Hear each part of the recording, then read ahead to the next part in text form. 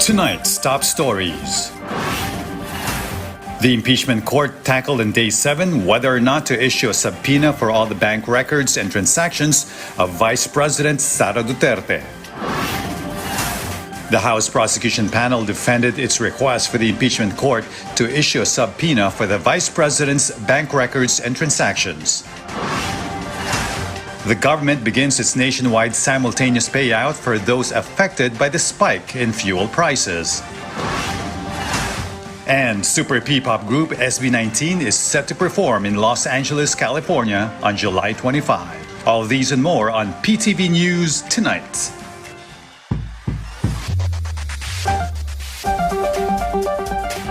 Good evening. Welcome to PTV News Tonight.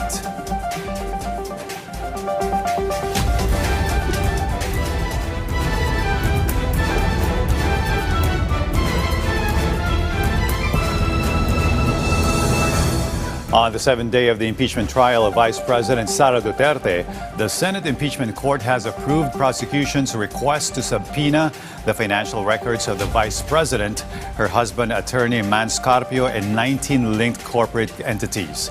Presiding officer Senator Francis Cheese Escudero ruled that the documents are material to allegations of unexplained wealth under Article 2 of the Articles of Impeachment, including tax records, peso-denominated bank accounts, and Anti-Money Laundering Council, or AMLC records from 2007 to 2021.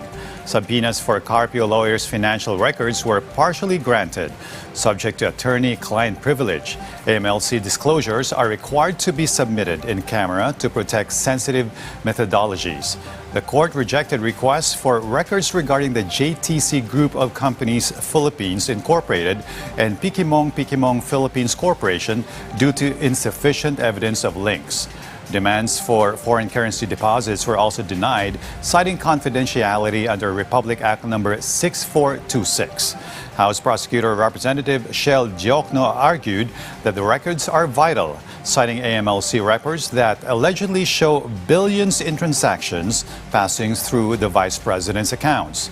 The trial is set to proceed with discussions on Article 4 grave threats, with testimony expected from NBI Director Melvin Matibag and Land Bank officials.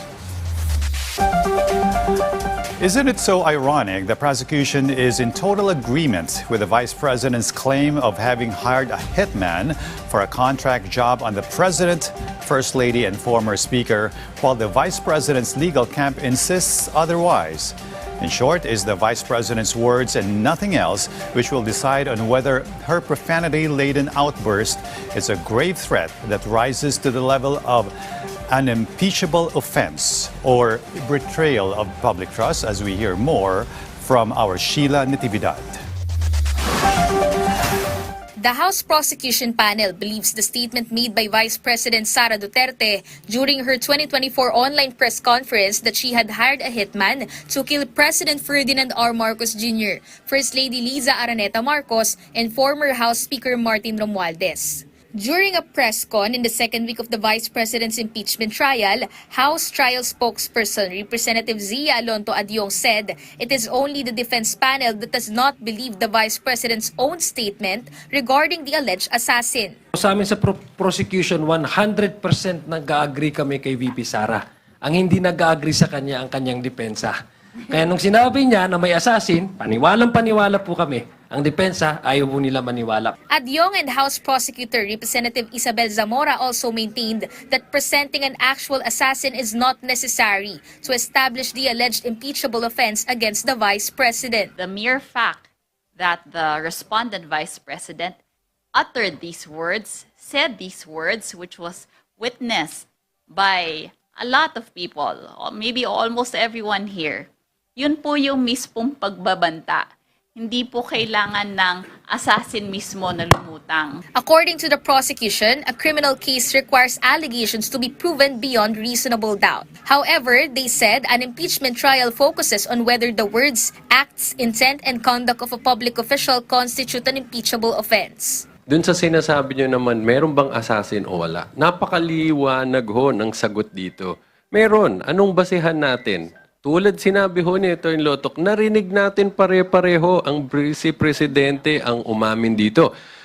Explanation ni Atty. Lotok, this is what you call admission against interest. For House Prosecution Panel legal spokesperson and private prosecutor Attorney Benjamin J. Tolosa Jr., such a statement may be considered an admission against interest under the rules of evidence, which may be used as evidence against the person who made it. Based on this, the prosecution panel maintains that there is sufficient basis for its assertion that the Vice President referred to an assassin. Meron bang assassin? Meron. Anong ebidensya natin dyan? Mismong admission against interest ng Vice Presidente. The prosecution panel further argued that the Vice President had the opportunity to clarify or withdraw her earlier statements, but instead chose to stand by them. Kinonfirm niya, she doubled down and tried to justify what she did by saying, revenge from the grave is not a criminal act. So, meron bang assassin? Ay, napakaliwanag o meron. Sheila Natividad, for the Nation. The Vice President's true financial status over the last several years can only be truly and completely explained if the box containing her bank and tax records are uncovered and scrutinized, and whether they jibe with the numbers on her SAL-N.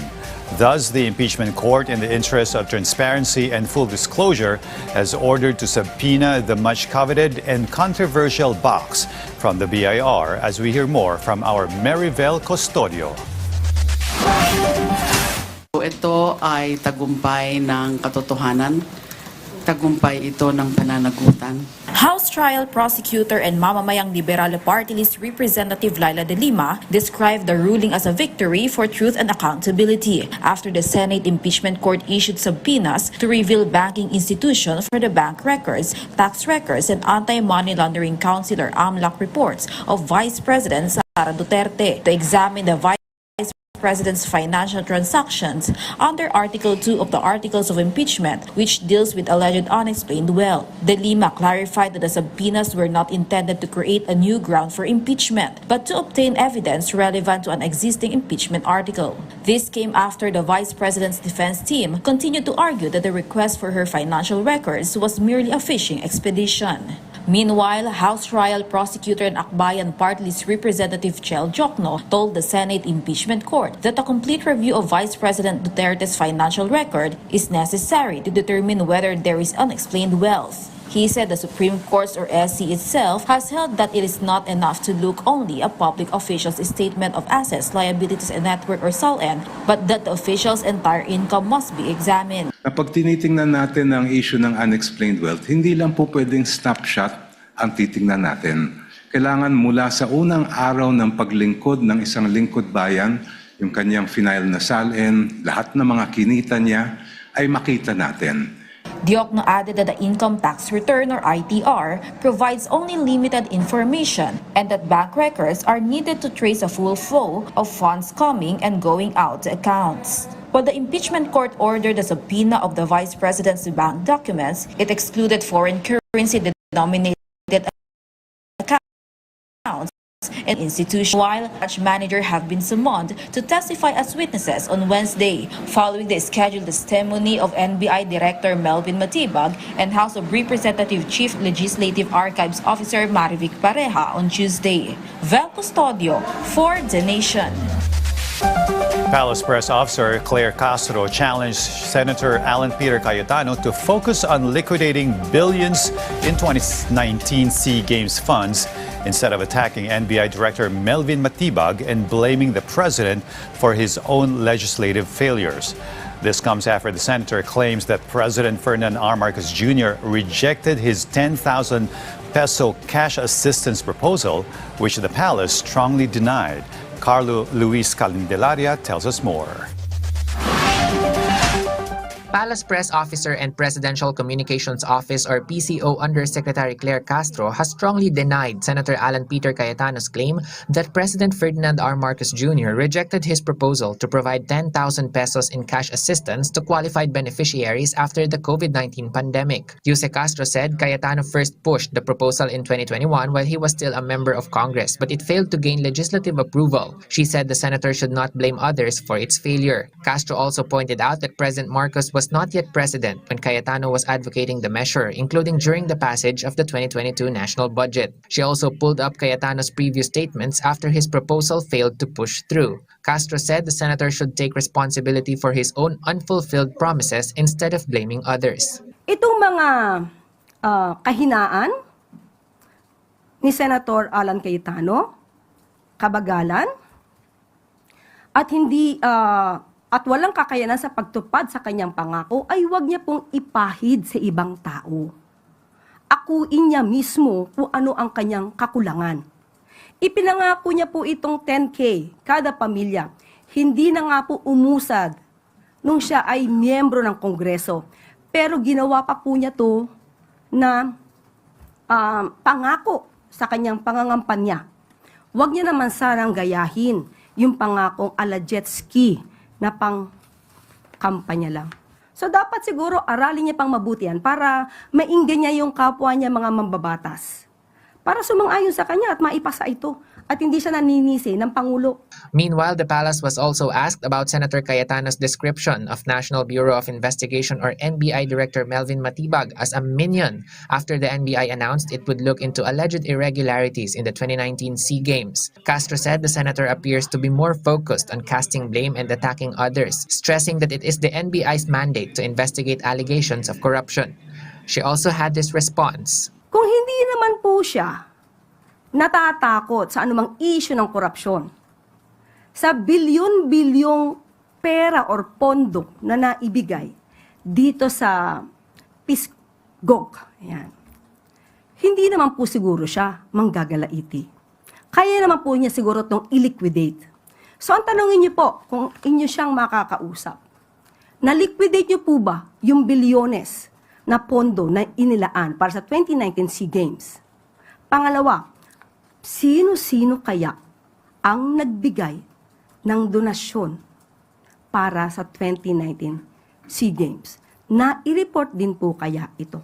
Regarding Senator Ping Lacson's allegations of budget insertions involving Senator Cayetano, Yuse Castro said any such claims must be supported by solid evidence and that appropriate cases should be filed against those who may be held liable. Carlo Luis Candelaria for The Nation. Consider the Vice President's statement of liabilities and net worth a trailer or even a highlights reel of her finances, says House Prosecution Panel Attorney Shel Diokno in a bid to get a clearer and comprehensive picture and story of her true financial status. The BIR box containing her bank and tax records are indispensable to create the full-length feature. Our Bernard Ferrer has more on the argument of a fishing expedition that did not sway the impeachment court in this report. On the seventh day of the impeachment trial of Vice President Sara Duterte, discussions among the senator judges quickly became heated. Senator Judge Erwin Tulfo urged the impeachment court to refrain from discussing matters that, according to him, are not directly related to the impeachment trial of the Vice President. This followed the manifestation of Senator Judge Robin Padilla, who sought to clarify that he had already submitted his affidavit to the Office of the Ombudsman in connection with the obstruction of justice complaint filed against him. This court was established, was created, the impeachment court, for the Vice President and Vice President only. This should be her time. This should be her forum, not our forum here na ilabas natin ang saloobin natin, mga sagot natin sa mga akusasyon, mga kaso laban sa atin.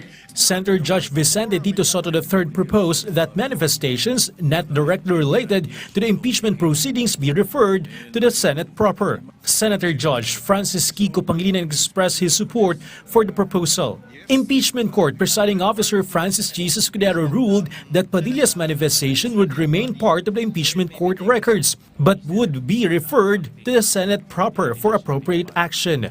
Meanwhile, the impeachment court continued its deliberations on the prosecution request to issue subpoenas for the bank, tax and AMLAC records of Vice President Duterte. Senator Judge Joel Villanueva asked House Prosecutor Representative Chol Jokno how the prosecution could argue that its request was not a fishing expedition. Jokno explained that the request for subpoenas is directly related to the Article 2 of the Articles of Impeachment, which alleges unexplained wealth. According to Jokno, a statement of assets, liabilities, and net worth or SALN provides a snapshot of a public official's assets and liabilities, while an income tax return serves as a short video of a taxpayer's financial transaction. He said the prosecution's objective is to build a complete financial picture of the Vice President.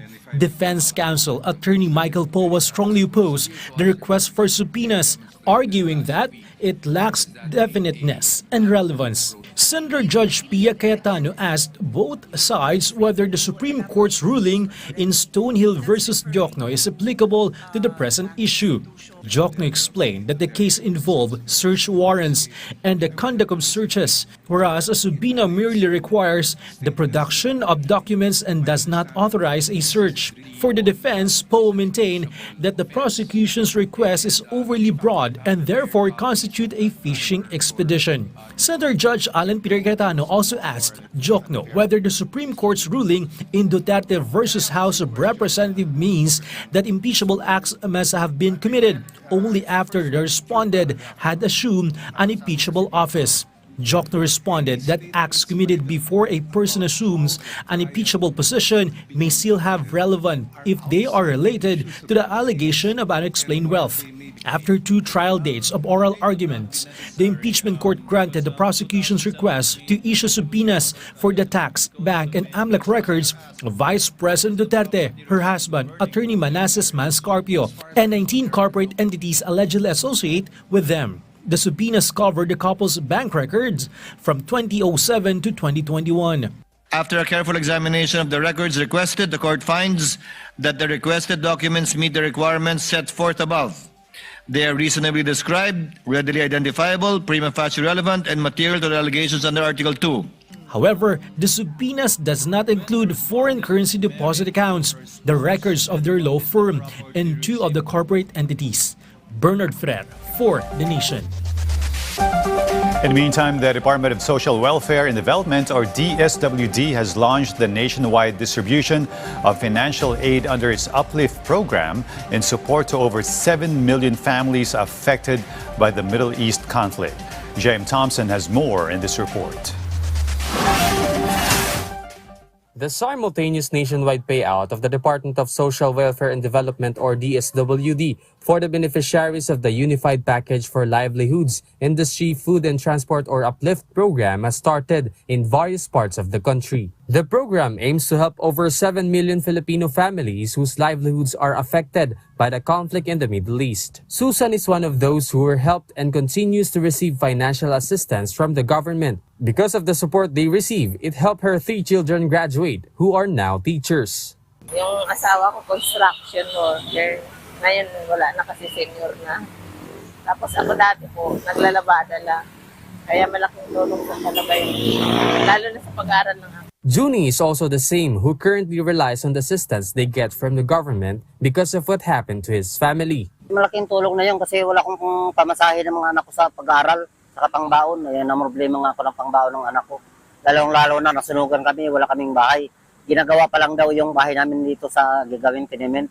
Junie also wants his child to be reinstated as a beneficiary of 4Ps again. DSWD Secretary Rex Gatchalian clarified that the beneficiaries on the list came from the Philippine Statistics Authority, or PSA, where it is based on the 2024 community-based monitoring system, which is why they have no power to add or remove names from the list to ensure that it remains fair and based on official data. Meanwhile, even before starting the distribution of financial aid to Uplift beneficiaries, the DSWD released a clarification regarding the groups. Group 1 consists of beneficiaries of 4Ps and the Walang Gutom program. They will only receive 2,000 pesos once because they continuously receive assistance from the said programs. Meanwhile, Group 2 consists of poor and near-poor households identified through the 2024 Community-Based Monitoring System, or CBMS, and are not covered by 4Ps or the Walang Gutom program. On the other hand, Group 3 consists of low-income workers and their families identified through the Social Security System or SSS.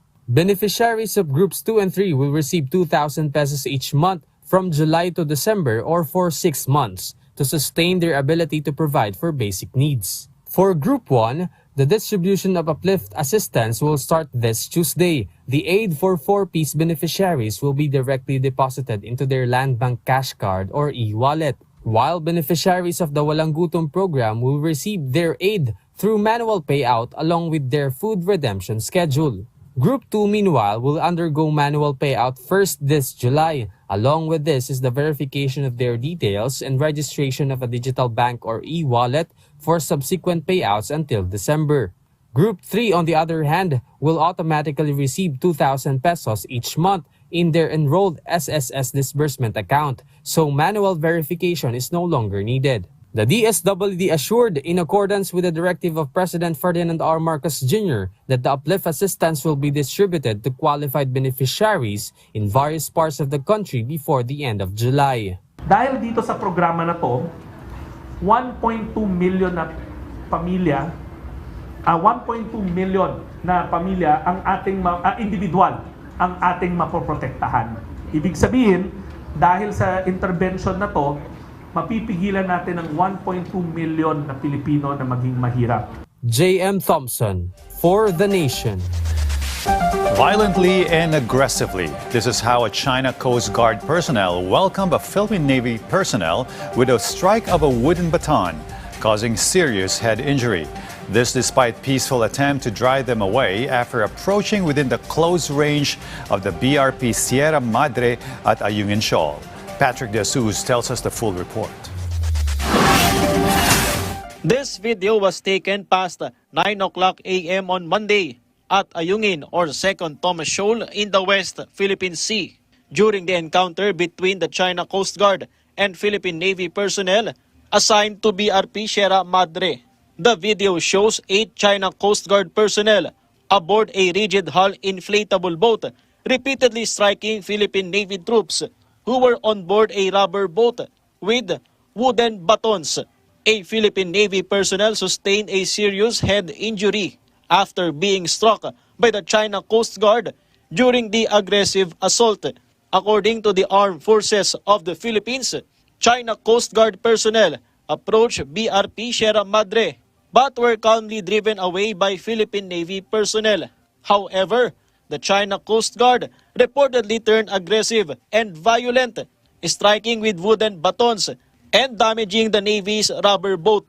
The injured Navy personnel has been given immediate medical attention, while AFP Western Command continues to coordinate with BRP Sierra Madre to determine whether a medical evacuation is necessary. The AFP maintained that Navy personnel remained professional, disciplined, and acted in accordance with the rules of engagement while carrying out their mission within the Philippines' exclusive economic zone. The AFP said it will not be deterred from continuing to protect the Philippines' sovereign rights and jurisdiction in the West Philippine Sea, including Ayungin Shoal. The Department of National Defense commended the personnel deployed aboard BRP Sierra Madre. The department also reaffirmed its commitment to further strengthen the country's defense capabilities and deepen its alliances to protect what rightfully belongs to the Philippines. Following this latest incident, the Defense Department said it further demonstrates why China continues to suffer from a lack of trust and credibility. The National Task Force for the West Philippine Sea also called on the China Coast Guard to stop its dangerous actions that could further escalate tensions. Patrick De Jesus for The Nation.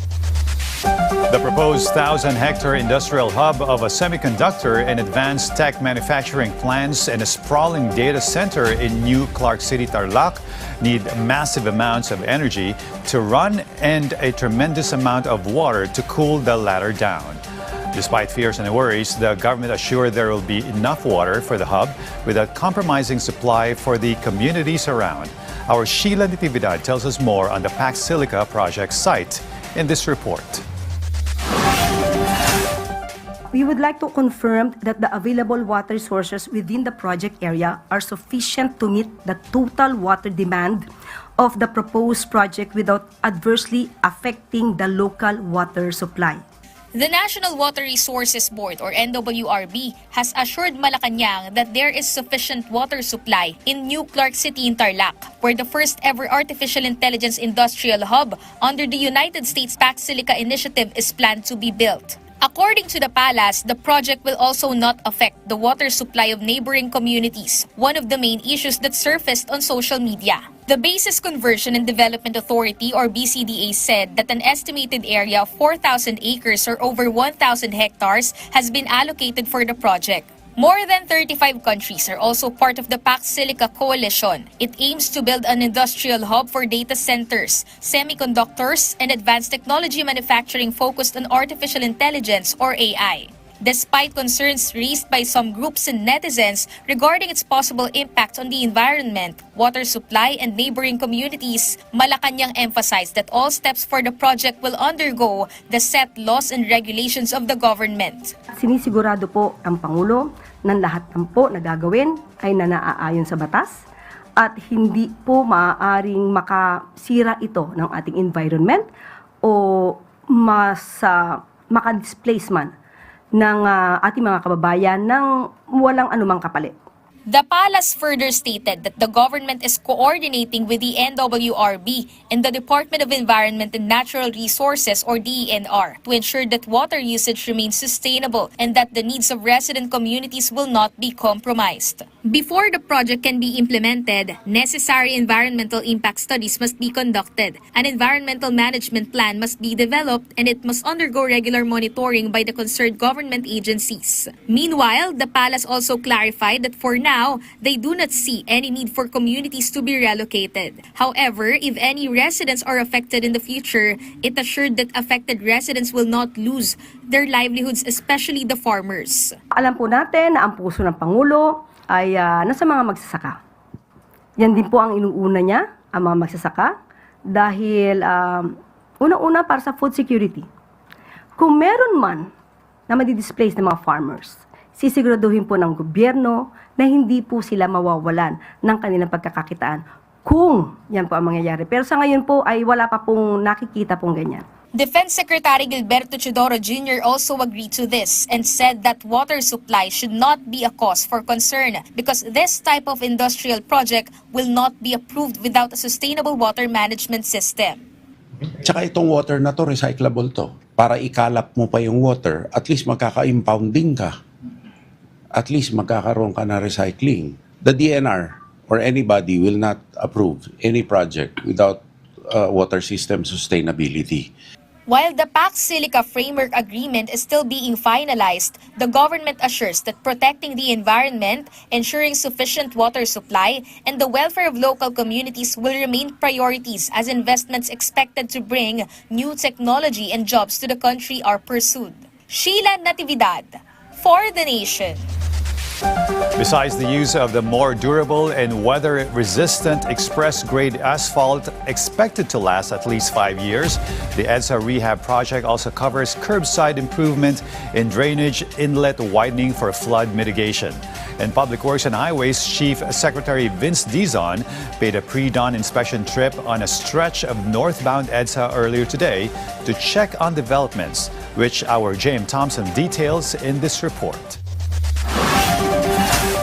It was almost 4 o'clock this past early morning when Secretary Vince Dizon inspected Phase 2 of the EDSA rehabilitation. Among those he strictly inspected were several ongoing roadworks on the northbound lane of EDSA on Boning Serrano Avenue, Mandaluyong City, and the sidewalk improvement project near Buendia Station.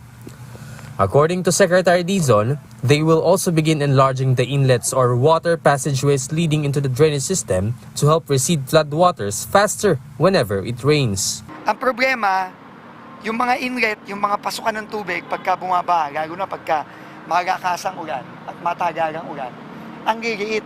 So ngayon, dodoblein, titriplein namin yung laki para mas mabilis yung pasok ng tubig sa mga drainage.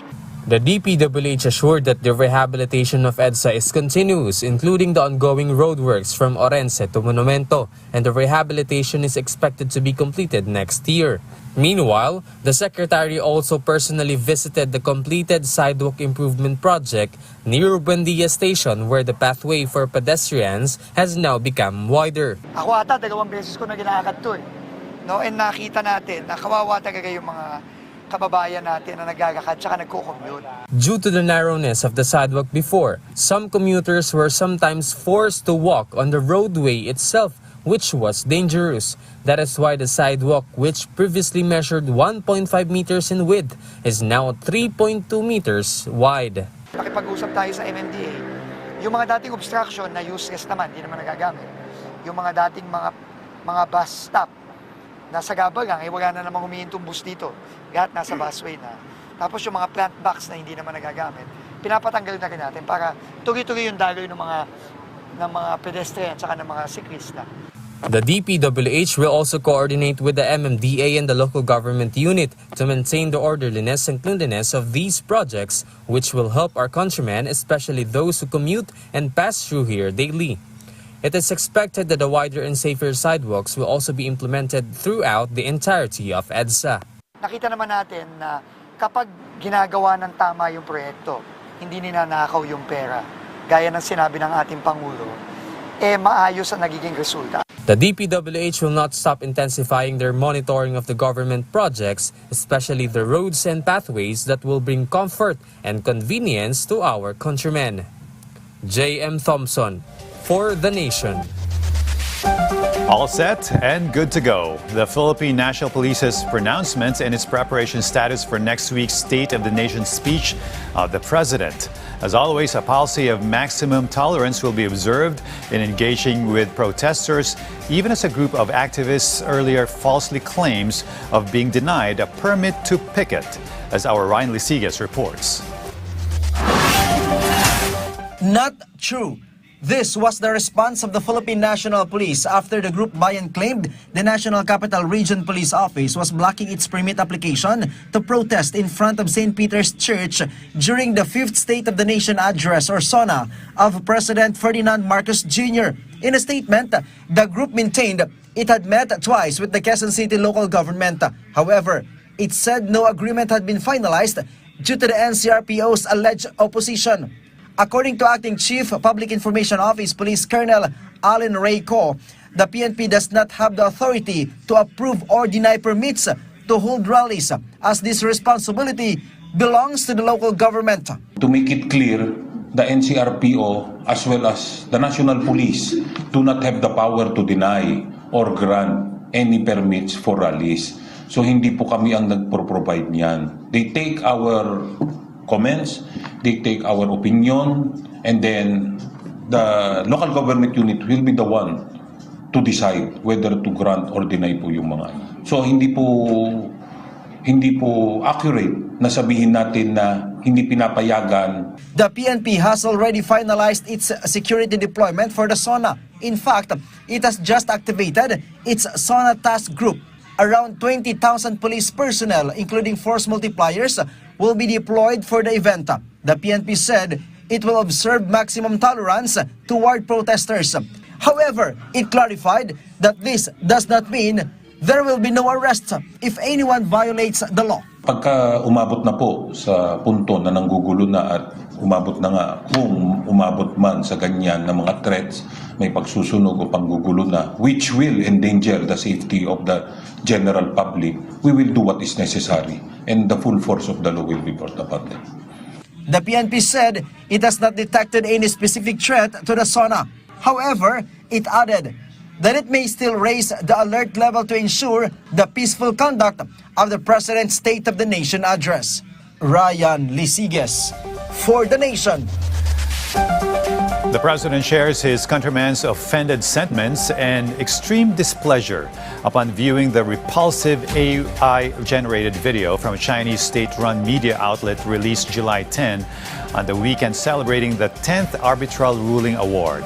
Still in all, the president will let the DFA follow the process and continue expressing sovereignty and rightful ownership on the disputed maritime, while the government seeks dialogue and diplomacy in resolving the territorial row with China. Our Carlo Candelaria has more. Malacanang has joined the growing condemnation of an AI-generated video released by China Daily that depicts Filipinos as monkeys.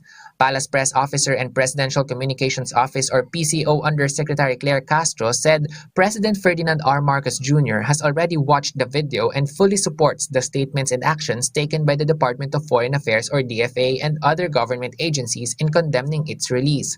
Napanood niya po ito at nag-report naman din po ang si Secretary Tess Lazaro, si Secretary Gibo Teodoro. At nakita na po natin kung ano pong mensahe ng mga ahensya. At ito po ay sinusuportahan po ng Pangulo. The palace said the portrayal of Filipinos in the video is unacceptable. Lahat ng Pilipino, hindi na natin kailangan makita kung anong reaksyon ng Pangulo dahil kahit sino man sa Pilipino, hindi magiging maganda ang pagtanggap, hindi matatanggap yung ganung paglalarawan sa mga Pilipino na bilang unggoy. Siguro meron lang tayo ilang opisyal na tanggap na sila unggoy, pero ang Pangulo ay hindi. When asked about calls to summon the Chinese ambassador over the incident, Yusek Castro said the matter falls under the jurisdiction of the DFA. Meanwhile, Malacanang reiterated that the administration remains firm in defending the Philippines' rights and interests in the West Philippine Sea, while continuing to pursue its relations with China through diplomatic channels. Carlo Luis Candelaria for The Nation. In the meantime, Palace Press Officer Undersecretary Claire Castro highlighted the Philippine National Police's report showing that the country's crime rate dropped by 20.6% during the second quarter of the year. This comes despite the high-profile crimes that have made headlines in recent weeks. Castro said the government does not take these incidents lightly, stressing that the PNP continues to intensify its efforts to protect communities and ensure public safety. She added that while some crimes receive widespread media attention, PNP data shows that overall crime incidents have declined nationwide, with some areas even recording zero crime cases. Nagkakaroon lang po kasi at naha-highlight dahil nakikita po natin sa balita. Pero again, hindi po natin ito maaari ipagpunyagi dahil hanggat maaari ay zero crime ang Pilipinas. Pero that's not the reality. Ang PNP pa rin po ay gumagawa lahat ng aksyon para matugunan ang kanilang ang pangangailangan ng ating mga kababayan para sa proteksyon. At makikita naman po nila at na-report na kung may nagawang krimen ay napakabilis din po nilang rumisponde.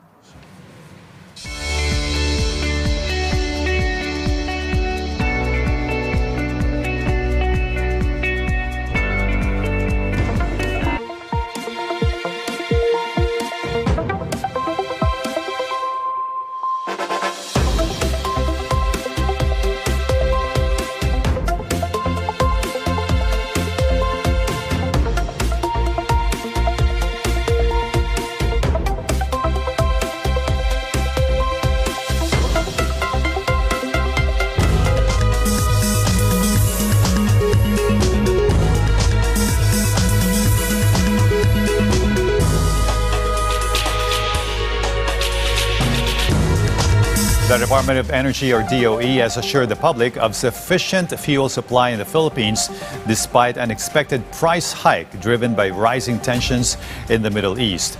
Energy Chief Sharon Garin confirmed that the country's fuel inventory is currently at approximately 46 days, which is above the required minimum.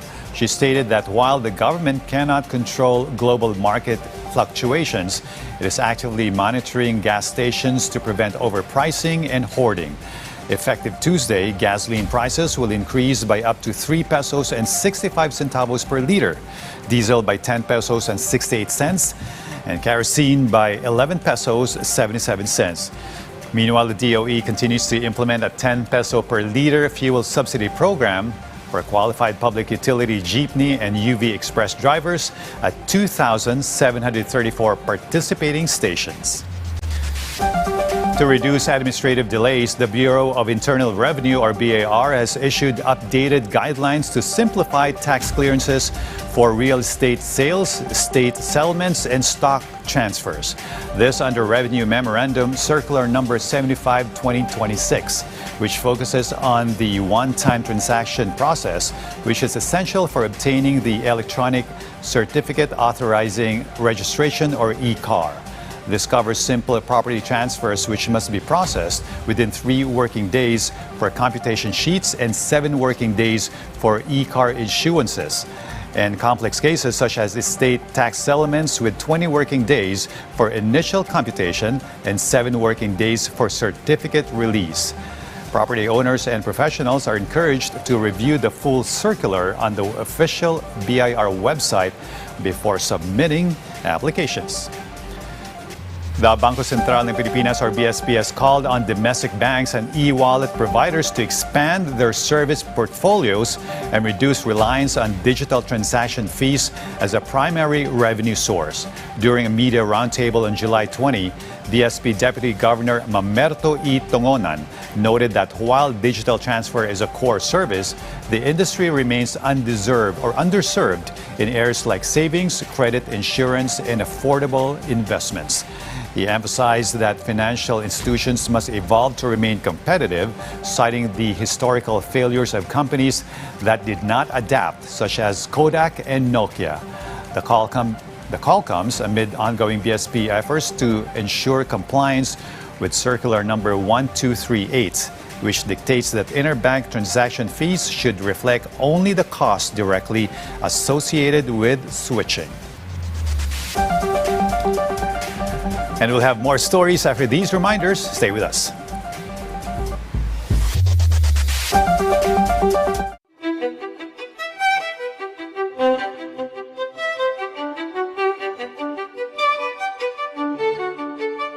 Ika-25 ng Nobyembre, taong 1935. Sa araw na ito, inilahad ni Pangulong Manuel Luis Quezon ang kauna-unahang State of the Nation Address sa bansa sa ilalim ng Commonwealth ng Pilipinas. Ang SONA ay isang obligasyong konstitusyonal ng Pangulo na ginagawa taon-taon, kung saan inilalahad niya ang agenda ng pamahalaan sa harap ng Kongreso. Dito rin nagmumungkahi ang Pangulo ng ilang mga batas sa lehislatura para maisulong ang kanyang mga programa para sa bayan.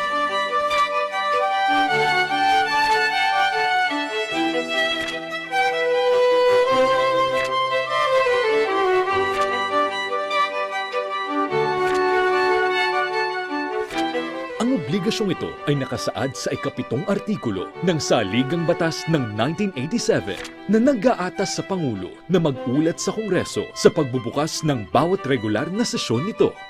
Abangan ang ika-5 State of the Nation Address ni Pangulong Ferdinand R. Marcos Jr. ngayong Hulyo dito sa inyong PTV.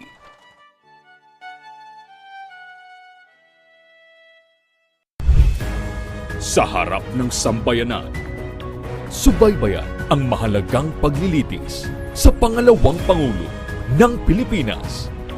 The Impeachment Trial, katotohanan, pananagutan, katarungan. Isang special coverage hatid ng inyo, People's Television. Matutunghayan live mula sa Senate Plenary Hall. At hihimayin ang mga pangyayari upang higit na maunawaan ang proseso ng impeachment. Panoorin sa Free TV at sa lahat ng aming digital platforms. Tutukan ang bawat pagdinig, pakinggan ang bawat pahayag sa ngalan ng katotohanan, pananagutan at katarungan. Dito sa inyo, PTV.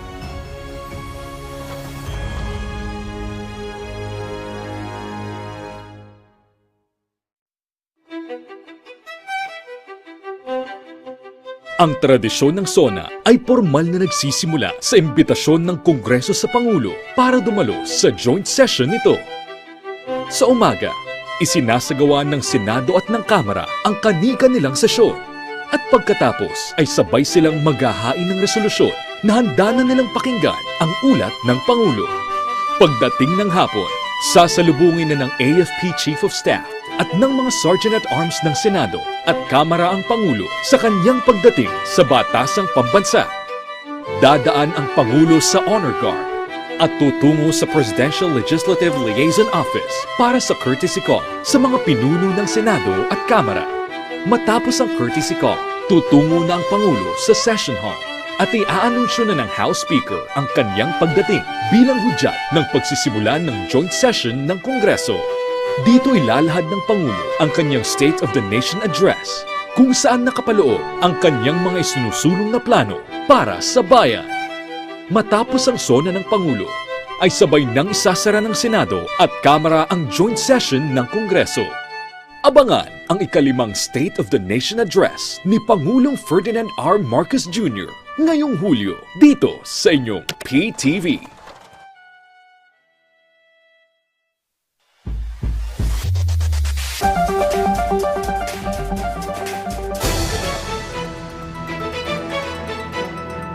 Palace Press Officer and PCO Undersecretary Claire Castro confirmed that U.S. Secretary of State Marco Rubio is set to pay a courtesy call on President Ferdinand R. Marcos Jr. at the Palace, although specific details of the meeting remain undisclosed.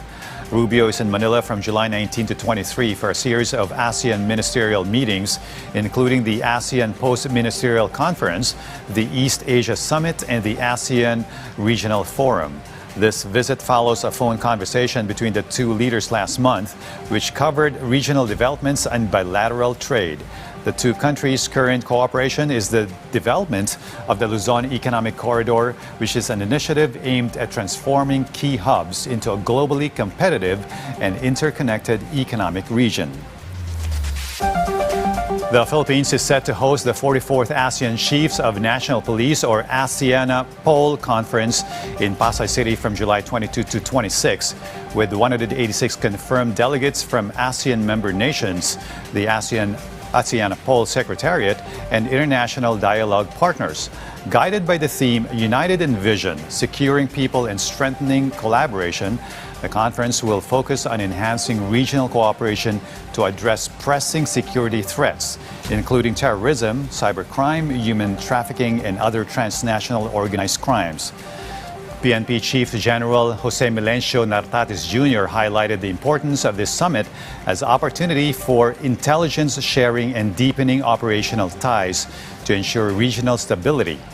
The Philippine National Police has deployed 1,559 personnel supported by comprehensive mobility assets and advanced communication equipment to ensure the secure and successful conduct of the 5-day event. This in accordance with directives from President Ferdinand R. Marcos Jr. to boost international law enforcement cooperation.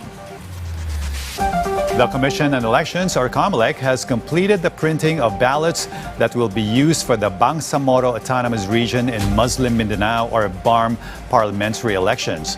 In an interview with Radio Pilipinas, COMELEC Chairperson George Erwin Garcia said the printed ballots will now undergo verification ahead of the September 14 elections. Garcia said a total of 2.3 million ballots have been printed and are set to be verified. He also said the COMELEC has finished printing the voting information sheets, which will be distributed across BARM next month. It can be recalled that the COMELEC announced the inclusion of candidates' photographs on the ballots, a first-ever initiative by the poll body. The Department of Migrant Workers, or DMW, continues to strengthen the services it provides to overseas Filipino workers, or OFWs. The agency aims to speed up transactions, expand access to its services, and create more safe employment opportunities for Filipinos seeking work abroad. The DMW is also enhancing its rapid response for OFWs affected by crises through stronger repatriation and assistance programs. At the same time, the agency is intensifying its campaign against illegal recruitment and human trafficking while helping returning OFWs rebuild their lives through reintegration, livelihood, and skills training programs. In the meantime, journalists are an endangered breed in the working world with all the risks and perils they somehow draw in their mission to speak truth to power. Worse, the level of danger risks rises even higher on the staff reporters. The latest memorandum of understanding inked between the Cybercrime Investigation and Coordinating Center with the Presidential Task Force on Media Security seeks to provide added protection and guaranteed safety to media practitioners, as our Sheila Natividad reports. Ensuring the safety of journalists as the primary goal for the signing of a Memorandum of Agreement between the Cybercrime Investigation and Coordinating Center or CICC and the Presidential Task Force on Media Security or PTFOMS to strengthen efforts against online threats, cybercrime, and other forms of attacks targeting those in the media. Based on the task force's assessment, an estimated 60 to 70% of journalists have experienced threats to their safety in recent years, with majority of those affected being women. According to the CICC, the agreement is timely as it seeks to provide greater protection to media practitioners, particularly now that many journalists are assigned to cover the impeachment trial of Vice President Sara Duterte at the Senate. It's really important for us na to make you feel safe para wala ho kayong takot magbalita ng katotohanan sa ating mga kababayan. Under the agreement, journalists may seek assistance through the CICC's 1326 hotline or report incidents directly to the PTFOMS for proper coordination with appropriate government agencies. Apart from reporting, meron na tayong proactive approach on real threats to media personalities. So, magkakaroon sila ng seat dito sa ating Threat Monitoring Center. Ititrain natin yung mga tao from PTFOMS para naman mahanap proactively ano ba yung mga ongoing threats sa mga media practitioners. It can be recalled that in March, the PTFOMS issued an official statement condemning the harassment and intimidation faced by journalists in the country. The task force also maintained that it continues to monitor and investigate such incidents while working to uphold the safety and security of media practitioners. Sheila Natividad, for the Nation. On the eve of the 59th ASEAN Foreign Ministers meeting, the nation's top diplomat hosted an interface gathering of her counterparts with the ASEAN Intergovernmental Commission on Human Rights, or AICHR, to dwell on the issue of promoting human rights. DFA Secretary Lazaro urged the AICHR to keep on its fundamental task of advancing the region's human rights agenda inclusively and sustainably. Our Gab Humilde fills us in with more. Several meetings were held today ahead of the scheduled opening of the 59th ASEAN Foreign Ministers meeting tomorrow. One of the first activities was the interface meeting of the ASEAN Foreign Ministers and the ASEAN Intergovernmental Commission on Human Rights, or ICHR. In her opening statement, Foreign Affairs Secretary Maria Teresa Lazaro emphasized the importance of broader collaboration across sectors and stakeholders to promote human rights.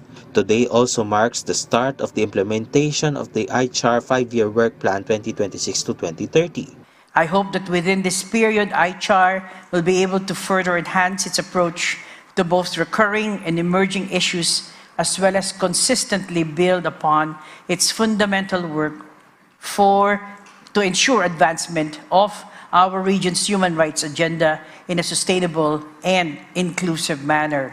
Last year, the ASEAN Declaration on the Right to a Safe, Clean, Healthy, and Sustainable Environment and the ASEAN Declaration on Promoting the Right to Development and Peace Towards Realizing Inclusive Growth and Sustainable Environment were adopted. This was followed by the meeting of the ASEAN Foreign Ministers as the Southeast Asian Nuclear Weapons Free Zone Commission to strengthen the implementation of the Shan-Fes Treaty, which bans nuclear weapons in the region. The country's top diplomat also called for continued dialogue with nuclear weapon states and for maintaining Southeast Asia as a region of peace and neutrality. We must continue to enhance the treaty's viability and relevance in multilateral fora, reaffirming Southeast Asia's enduring commitment to nuclear disarmament, non-proliferation, and the peaceful uses of nuclear energy. Equally important is our continued engagement with the nuclear weapon states towards their accession to the Shan-Fes Protocol by intensifying efforts of all parties to resolve all outstanding issues. We must continue exploring all possible avenues to bridge the remaining gaps and outstanding issues with the shared objective of realizing the nuclear weapons adherence to the protocol. The final activity today was the meeting between ASEAN Secretary General Kao Kim Horn and the ASEAN Intergovernmental Commission on Human Rights to further integrate human rights into ASEAN policies. Activities will continue tomorrow with the opening of the 59th ASEAN Foreign Ministers meeting at the Philippine International Convention Center, followed by a plenary session and a gala dinner to be led by the Foreign Affairs Secretary. On Wednesday, post-ministerial conferences will be held with ASEAN's dialogue partners, as well as ASEAN Plus 3 and other trilateral meetings. Secretary Lazaro's press conference is expected on Thursday, while on Friday, the signing ceremony for the 50th anniversary of the Treaty of Amity and Cooperation will take place, where President Ferdinand R. Marcos Jr. is expected to attend at the gala dinner to be held in Malacanang. Gab Humilde Villegas, for The Nation.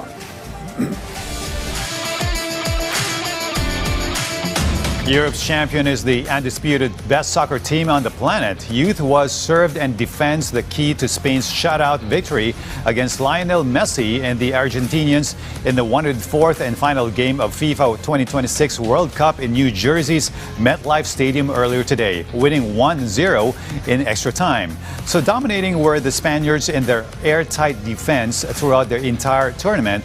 La Roja never trailed in all of its 8 games in the tournament. Likewise, not only yielded or conceded one goal in all those 8 games. And for an exclamation point, Argentina, which led the tournament in goals per game, became the first team in World Cup finals history to go without a shot in 90 minutes of regulation time. Still, many will remember this unique coincidence of Messi playing against emerging Spanish star Lamine Yamal, 19, whom he held as a baby in this viral photo back when he was 19 and wore number 19, and then meeting him in the world's biggest sporting event for all the marbles on July 19. Truly, it has come full circle for arguably the all-time greatest soccer player who sadly fell short in his last FIFA World Cup tournament game, while Lamine Yamal looks forward to back-to-back titles in 2030. Viva La Roja, Viva España! And our food for thought tonight comes from Mahatma Gandhi. He was the leader of India's nonviolent movement for independence. His philosophy of truth, peace, and nonviolence continues to influence leadership and social justice movements around the world. And he once said, "Power is of 2 kinds. One is obtained by the fear of punishment, and the other by acts of love." And before we end our newscast, please take time to like, subscribe, or share PTV social media pages flashing on your screen right now. It would go a long way, and we would truly appreciate it. So goes PTV News Tonight's roundup of tomorrow's headline stories.